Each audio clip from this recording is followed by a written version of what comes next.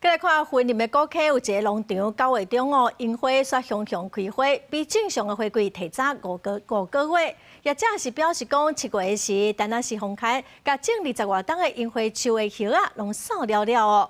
有可能是食物感受到生存受到威胁，所以拍拼开花生炭。土红色的北重樱花已经开花啊，真侪游客来到古坑这个休闲农场，看到开花，拢感觉真意外。因为往年樱花大开的时阵，拢是12月到过当年4月，不过这樱花自9月中就开始开花。大概都在年底12月啊，以12月到2月中间。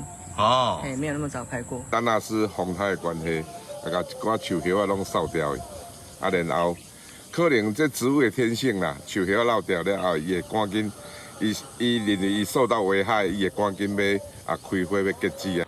农场业者讲，园区内面的樱花已经种20几档，包括有北重樱、吉野樱。今年这个但那是风台扫过，樱花树的叶啊拢可以切甲落去。前一阵啊9月中的时阵，樱花拢开始开花。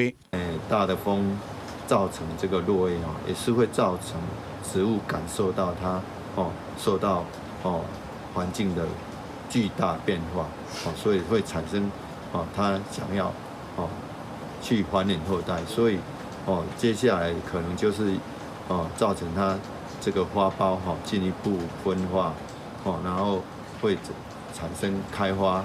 云林县农业处讲，伫以前黄花风铃木也捌有过这种情形，因为冬天欠水，花大开。不过这边樱花伫咧9月开花并无普遍，花量也无亲像冬天遐尼多，应该是气候的原因所造成的。记者综合报道。